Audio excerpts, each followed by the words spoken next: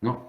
Entonces, la fisiología de los líquidos corporales, vamos a hablar sobre compartimientos corporales, ustedes ya lo saben bien, líquidos corporales, la difusión, ósmosis y presión osmótica. ¿Por qué comenzamos fisiología renal con esto? Porque fisiología renal tiene que ver, todo lo que tiene que ver es con el manejo de líquidos, ¿no es cierto? Líquidos dentro de nuestro organismo. Entonces, al tener manejo de líquidos sobre nuestro organismo, nosotros tenemos que comenzar a ver las concentraciones de algunos solutos, de algunas sustancias que van a permitir que tengamos nosotros un manejo, digamos, adecuado de estos líquidos corporales y que sean eliminados en la forma adecuada. Es decir, nosotros ingerimos una cantidad de líquidos y esta misma cantidad de líquidos tiene que ser eliminada por diferentes vías. Ya durante la fisiología 1 habíamos visto que había la evaporación, ¿no es cierto? Hoy vamos a ver, y también en fisiología respiratoria, han visto presión de agua de las vías respiratorias y todo ese cuento.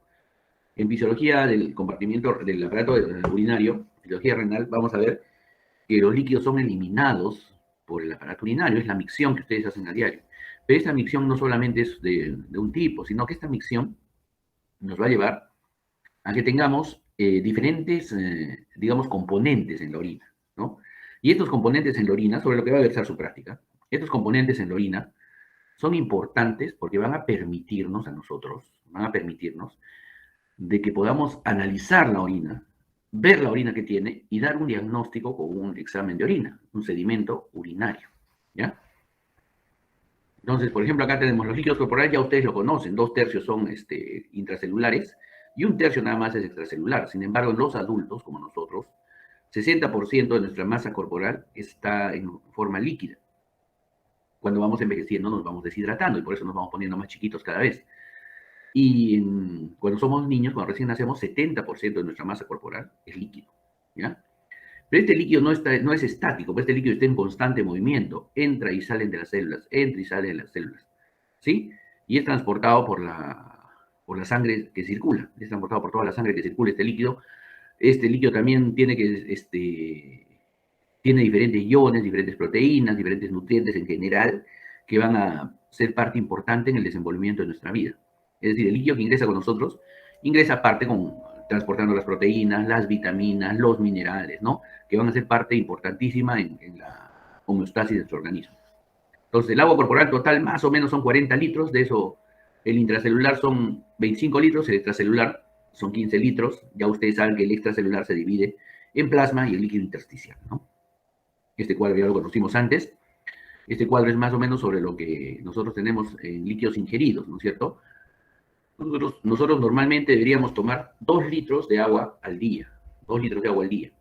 Y esos 2 litros, en teoría, esos 2 litros son todos los líquidos que nosotros tomamos, ¿no? Agua pura,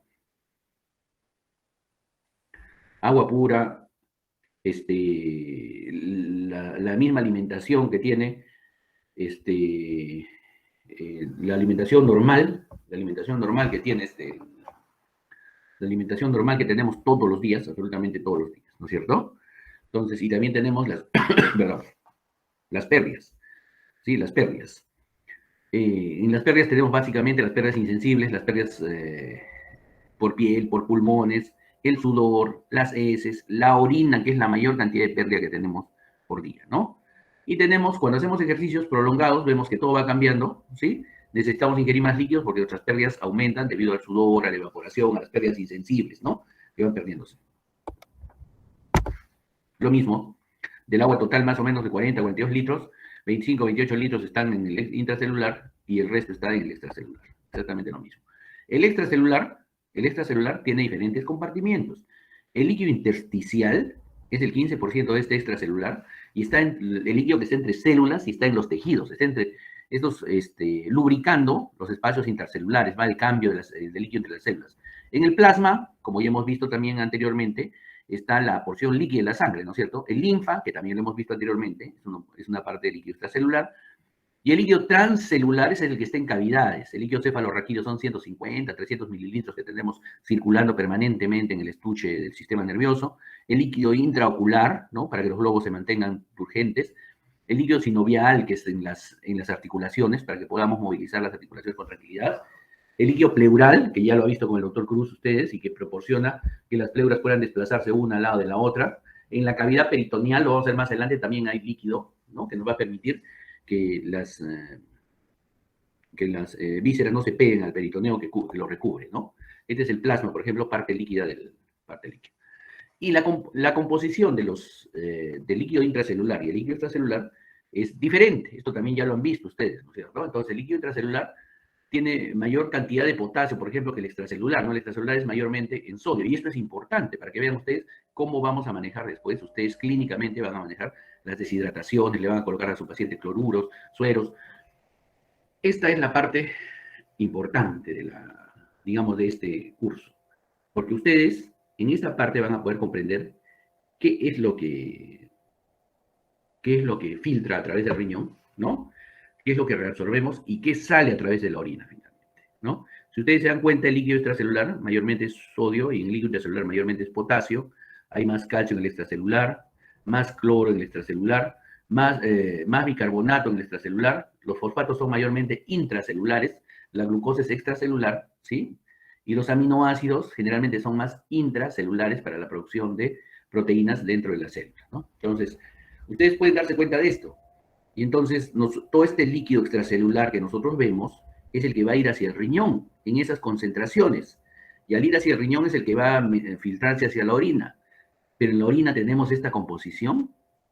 Ese es el final de lo que esta semana deberíamos conseguir, ¿no es cierto? Nuestro objetivo final. Esta composición que vemos en el líquido extracelular, ¿es la composición que vamos a tener en la orina final?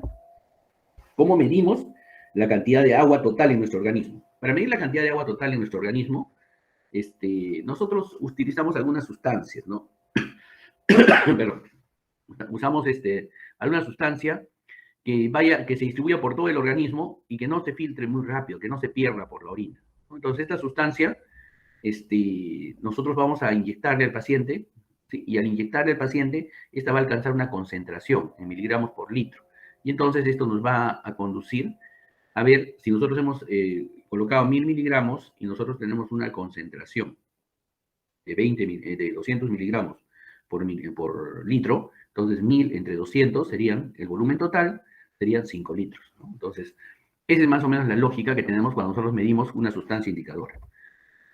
A veces la medimos cuando hay algunas sustancias que se excretan, que pasan la membrana del riñón. Entonces tenemos que ver la masa administrada versus qué masa encontramos en la orina versus la concentración en miligramos por litro, y entonces volvemos a encontrar. Igual, pónganse que hayamos ingresado 1200 miligramos, excretamos en la orina, encontramos 200 miligramos, y la concentración que encontramos en la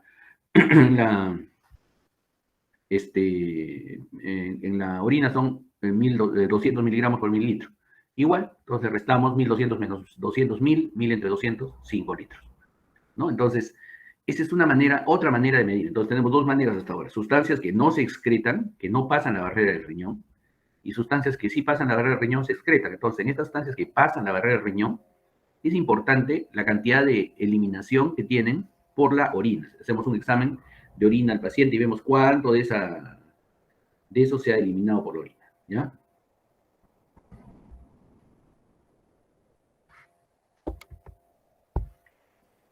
¿Y qué es lo que nosotros vamos a medir usando estos indicadores? Medimos agua corporal total. Cuando medimos agua corporal total, usamos sustancias que no van a pasar. Algunos tipos de agua, ¿no? Deuterati, tritiada, antipirina sobre todo. El volumen de líquido extracelular, ¿no? Usamos sacáridos no metabolizables, la inulina, que es la más conocida, la usamos para medir el líquido extracelular. El volumen plasmático, ¿cuál es el plasma? El que está en la sangre, ¿no es cierto? Usamos radioisótopos, sobre todo de albúmina. Volumen de líquido intracelular, medimos agua corporal total menos líquido extracelular. El volumen de líquido intersticial, el que esté entre las células, líquido extracelular menos volumen plasmático. Ya quedamos que el resto era volumen intersticial. Y el volumen sanguíneo se saca en base al volumen plasmático, ¿no es cierto? Así nosotros podemos encontrar no quiere decir que el volumen sanguíneo sea igual que el volumen plasmático, ¿no? Lo que quiere decir que el volumen plasmático es un porcentaje de volumen sanguíneo. Recuerden eso. Y entonces así nosotros podemos encontrar los volúmenes que existen en cada uno de los compartimientos. Ahora, como les reiteraba, esto no es estático, esto es dinámico. Esto va moviéndose de acuerdo a cómo vayamos avanzando en el día, nada más, ¿no? Las concentraciones de sustancias, los solutos, los solventes, cómo van moviéndose a través de las membranas. Y aquí, por ejemplo, tenemos la difusión. ¿Qué cosa es la difusión? La difusión es el transporte de sustancias, ¿no es cierto?, a través de una membrana semipermeable. Entonces, la difusión, por ejemplo, tiene que ver con la ley de Fick, y nosotros ya habíamos visto esto cuando hicimos transporte a través de la membrana celular, en difusión, que tenía que ver mucho con lo que es proporcional a la concentración, a la constante difusión que tienen las sustancias, al área de la membrana donde va a difundir la sustancia, ¿sí? Y es inversamente proporcional a la distancia entre la difusión. Entonces, nosotros usamos esta difusión para la distribución de los solutos. Entonces, por ejemplo, ¿cuáles sustancias se difunden rápidamente? Las liposolubles se difunden. Entonces, alcohol, gases como el CO2, el oxígeno, ¿no?, el nitrógeno, pasan rápidamente la membrana. El agua se difunde a través de sus canales de acuaporina, a través de las membranas, y se difunde siguiendo diferentes concentraciones de solutos. Entonces, si ustedes se dan cuenta, estas sustancias que se difunden fácilmente nos van a dar una concentración a uno y a otro lado de la membrana, y el agua va a ir siguiéndolos. El alcohol es liposoluble, se difunde. Entonces, estas sustancias se pueden encontrar a uno u a otro lado de la membrana, pero hay sustancias que no difunden, ¿no es cierto?, como la glucosa, como los iones, y que ambos requieren transportadores especiales, canales especiales, transportes activos, etc., que ustedes ya los han visto y que los vamos a conocer y repasar nuevamente en lo que es la membrana renal. Pero esta es la difusión. ¿Y la ósmosis? ¿Qué cosa es la ósmosis? La ósmosis, al contrario de la difusión, es el paso del agua. Y el paso del agua a través de una membrana igual semipermeable, pero es para equiparar la concentración, ¿no? Entonces va a un sitio, va a un lugar donde la concentración es más baja, hacia un lugar donde la concentración es más alta, ¿no? Entonces a esos lugares va yendo. Por ejemplo, acá como vemos, a la izquierda de su pantalla vemos una concentración mayor, y a la derecha de su pantalla, en el lado B, vemos una concentración menor, ¿no es cierto? Entonces, ¿qué es lo que debería pasar? Debería pasar líquidos, ¿sí? Movimiento del agua, debería aumentar el nivel del lado A para disminuir la concentración. Va a haber la misma cantidad de partículas, pero con mayor agua, ¿no? Entonces, va a disminuir la concentración. ¿Y qué cosa es entonces? Es la ósmosis, ¿no es cierto?, el movimiento del agua. Y la presión osmótica es la presión necesaria para impedir que todo el agua pase, pues, la presión osmótica, ¿no? Entonces, la presión osmótica nos va a dar hasta cierto nivel para que el agua pase y equipare las concentraciones. Esta membrana que vemos en el medio se asemeja a lo que es la membrana celular o la membrana del riñón, ¿no es cierto?, la membrana glomerular. Y entonces, si tú eliminas muchas sustancias muy osmóticas, entonces, lógicamente, va a estar acompañado el agua. El agua tiene que acompañar para diluir a esas sustancias. Al organismo no le interesa si tú tienes agua en las células, no tienes agua en las células, le interesa nada más que sale el agua, ¿no? Que sale el agua tratando de equiparar las diluciones. ¿Y qué es la osmolaridad? La osmolaridad es la suma, pues la concentración, el número de partículas que van a ocasionar esta concentración, ¿sí? Esta concentración. Entonces creo que ya están claros los términos. Una cosa es ósmosis, que es el pasaje. Otra cosa es presión osmótica, que es la presión que va a impedir que el agua pase en toda cantidad hacia el lugar donde tiene que transportarse, ¿no? Entonces, y la osmolaridad es la concentración de los iones, la concentración de los solutos, de las sustancias que van a ocasionar este fenómeno. Entonces, el desplazamiento es la ósmosis, ¿no es cierto? La presión osmótica es la fuerza, es la presión a ambos lados de la membrana, la que está determinando que pase o no pase el agua. Y la osmolaridad es la suma de los solutos. Esto es la osmolaridad. ¿Quiénes son los principales, con esta fórmula tan engorrosa, quiénes son las principales sustancias que nos van a dar osmolaridad, la osmolaridad del organismo? La glucosa, el sodio y la urea, ¿no? Entonces, ustedes normalmente tienen glucosa, tienen sodio y tienen urea siempre en el organismo. Pero es el ejemplo que les ponía desde el inicio del curso, cuando ustedes recuerdan de que hablábamos, por ejemplo, del cine, ¿no? Cuando iban y se tomaban su Coca-Cola y se comían su canchita salada, su balde de canchita salada. Aumentaba en gran cantidad la concentración de sodio, aumentaba en gran cantidad la concentración de glucosa, y esto hacía de que aumente nuestra osmolaridad, nuestro nivel, la osmolaridad de nuestro plasma, ¿no es cierto? Entonces, cuando aumentaba la osmolaridad de nuestro plasma y no teníamos líquido, ¿quién le daba el líquido a la sangre para que baje su osmolaridad? Porque esa es la ósmosis, ¿no es cierto? ¿Quién le daba el agua para ósmosis? ¿Contra quién tiene que compararse la sangre? Se comparaba contra las células. Entonces las células comenzaban a darle agua al plasma para que el plasma comience a mejorar su nivel osmótico.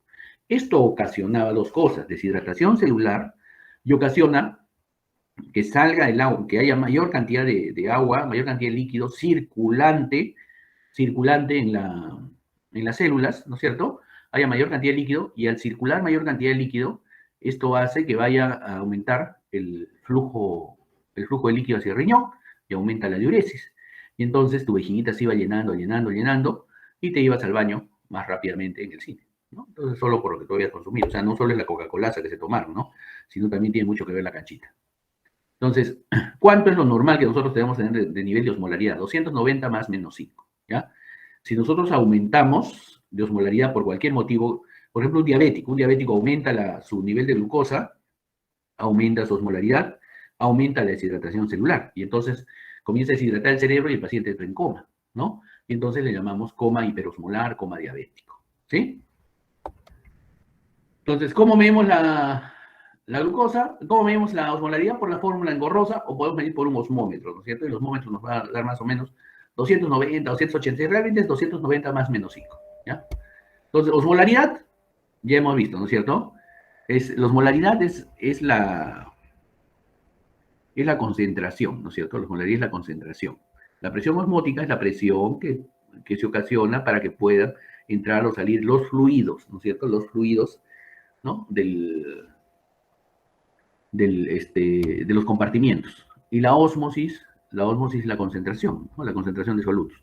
Entonces, nosotros acá tenemos un tercer concepto que se llama isotónico, hipotónico, hipertónico. ¿Qué significa la tonicidad? La tonicidad significa el efecto que tiene el entorno hacia una célula.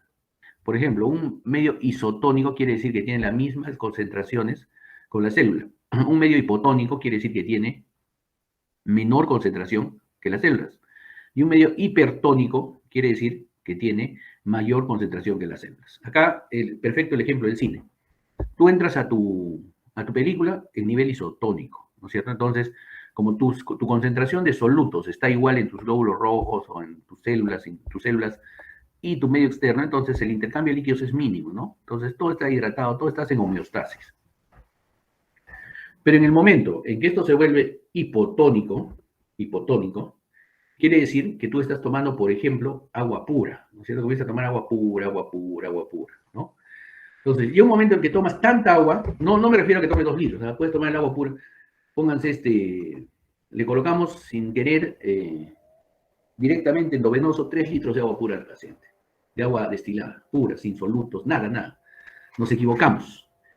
Y entonces, ¿qué pasa? El medio externo a las células se vuelve hipotónico, ¿no? Entonces, ¿qué va a pasar? Como las células tienen más concentración, entonces el agua va a comenzar a entrar a las células, y al entrar a las células se puede explotar. Eso se llama hipotónico. El medio hipotónico produce turgencia, produce hinchazón, produce aumento de volumen de las células. En cambio, el medio hipertónico, que es el más común, lo vamos a ver más adelante, nosotros le colocamos medios hipertónicos para quitarle este edema, el aumento del hinchazón, del aumento de volumen de las células. ¿Cuándo hay un medio hipertónico? Cuando tienes exceso de glucosa, un coma que deshidrata a las neuronas y te puede entrar en coma, un exceso de sodio, ¿no? Que también va a deshidratar a las células, también deshidrata al cerebro en el medio hipertónico, ¿sí?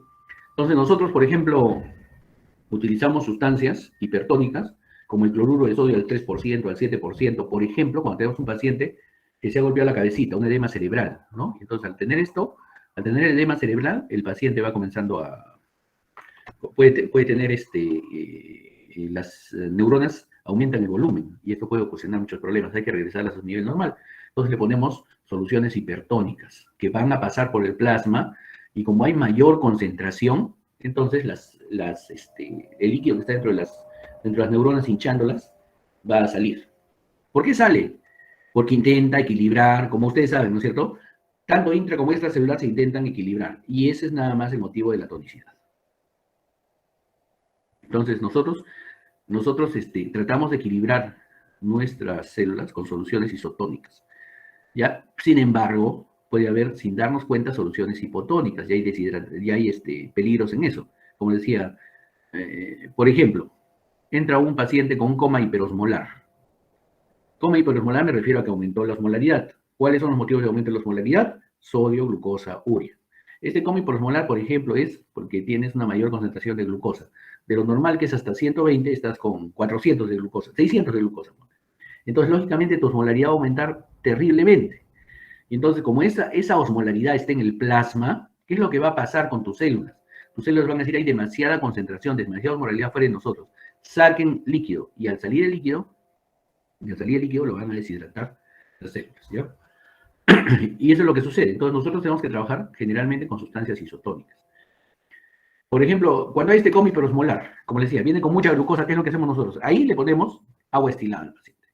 Le ponemos agua destilada intravenosa y el paciente comienza a diluir, por así decirlo, su sangre, ¿no? La glucosa comienza a flotar en más agua, diluye, y entonces evitamos que las células se sigan deshidratando.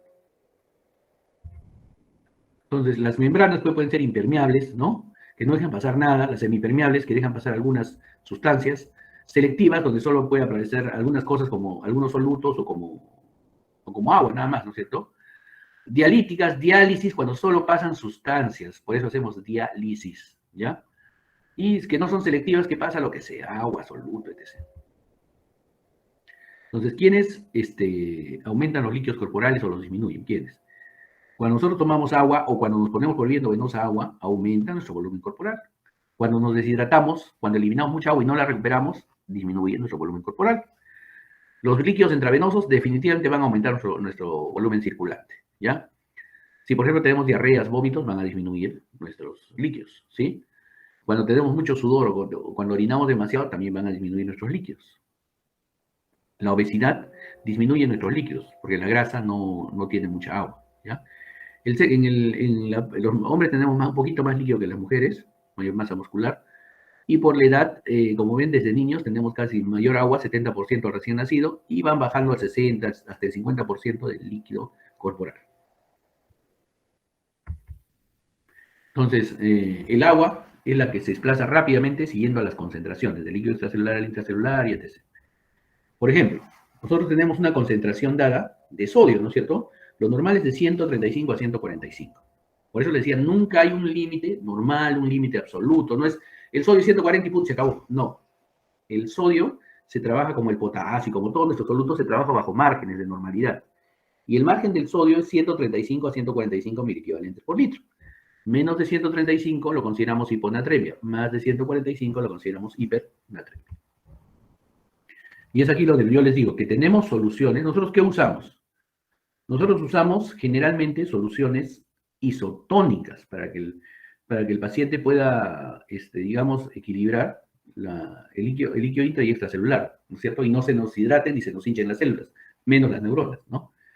Pero en algunos momentos usamos soluciones hipertónicas. ¿Cuál es la solución isotónica? ¿Cuál es la solución isotónica? Ahora vamos a revisar esto. La solución isotónica es el cloruro de sodio al 0.9%. Esa solución tiene 154 miliequivalentes de sodio. Es un poquito más de lo normal, ¿no es cierto? Sin embargo, nosotros le llamamos solución salina, y eso es lo que usamos nosotros. Es moderada la salida de agua de las células cuando le ponemos cloruro de sodio. Miren su osmolaridad, 308 miliosmoles. En cambio, la destroza al 5%, que te da poquito, no te da nada, solamente te da un poco de azúcar, y su osmolaridad es 253 milosmoles. Es una solución hipotónica la glucosa al 5%, ¿ya?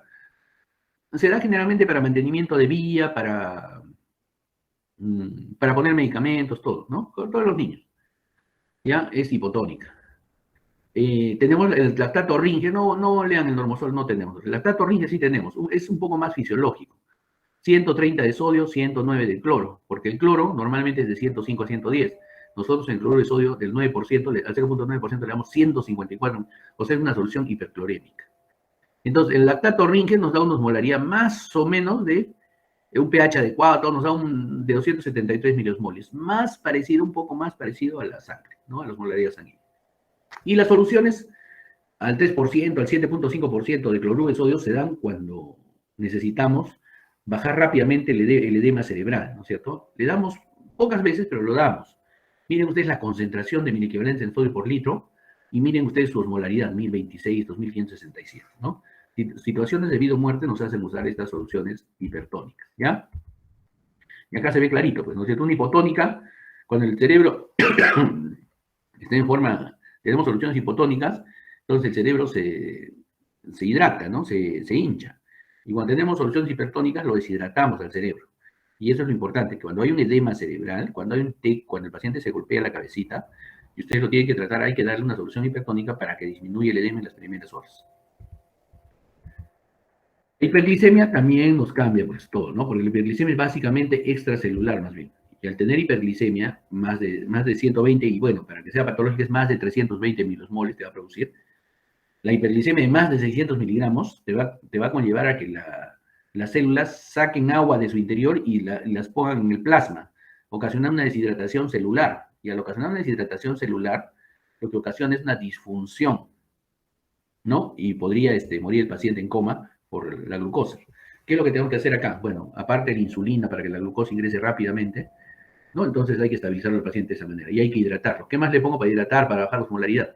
Le pongo agua destilada, porque el agua destilada tiene cero sodio, cero cloro, cero potasio, ¿no? El agua destilada. Entonces le pongo y voy a diluir esos 600 miligramos en un volumen circulante mayor para que no tenga tanta osmolaridad y no me deshidrate mucho las células. ¿Ya? Entonces, el agua va cambiando por compartimientos de acuerdo a, primero que se distribuyen los compartimientos. Hay que ver bien el compartimiento intra y el extracelular. Y es de acuerdo a la membrana celular. ¿Quién impide que salga, el agua de las células? La presión osmótica, ¿no es cierto? Entonces, también nosotros en el plasma tenemos otras dos presiones diferentes, la presión oncótica y la presión hidrostática, que evitan que salga de los vasos sanguíneos, de los capilares, salga mucho líquido hacia el intersticio. Y acá ustedes ya esto ya lo hemos conocido el curso pasado, el extremo arteriolar, el extremo venoso, ¿no? Y que tienen presión hidrostática y presión oncótica, ambos lados, y tenemos una presión media. Esto hace que en todo el organismo, nuestro cuerpo se vea regido por esto, ¿no? Si tú aumentas la presión fuera de los capilares, la presión oncótica o de salida, puede ser con la glucosa, puede ser con el sodio, ¿no? Lo que va a pasar es de que vas a sacar líquido de los capilares, va a llegar menos sangre a las neuronas y las neuronas van a entrar disfuncionales, ¿ya? Normalmente hay fuga de líquido, sí, no es la clase, pero aquí está claramente el capilar, que lo vamos a ver en la siguiente clase, el capilar renal, ¿no es cierto? El capilar renal tiene presión capilar media de 17.3, esa es la presión del capilar, ¿no? La presión hidrostática del intersticio en el riñón es -3, la presión oncótica del intersticio es 8, o sea que fugan algunas proteínas pequeñas, pero la presión oncótica del capilar dentro del capilar es 28. Entonces, si tú sumas las fuerzas de salida, la presión hidrostática, la hidrostática intersticial, hidrostática capilar y la coloidosmótica intersticial, te sale 28.3. Y si tú sumas las fuerzas de entrada de líquido son 28, entonces siempre va a tender a tener salida de líquido de los capilares hacia el intersticio. Esto lo recupera el linfa lo va a llevar hacia la vena cava, vuelve a pasar por el corazón vuelve a bombear su sangre por el ventrículo izquierdo, va a llegar la circulación hacia el riñón, en el riñón, gracias a la presión hidrostática con la que llega al capilar, puede haber fuga de líquidos y va saliendo líquido hacia los riñones, hacia los cálices, ¿no? Y ahí se va filtrando. Y ahí viene todo un fenómeno en el cual, al filtrarse, entonces van a ir reabsorbiéndose y eliminando sustancias, eliminando sustancias hasta que al final sale la orina con concentraciones adecuadas. Bien, jóvenes, ¿alguna pregunta, dudas de la clase de hoy?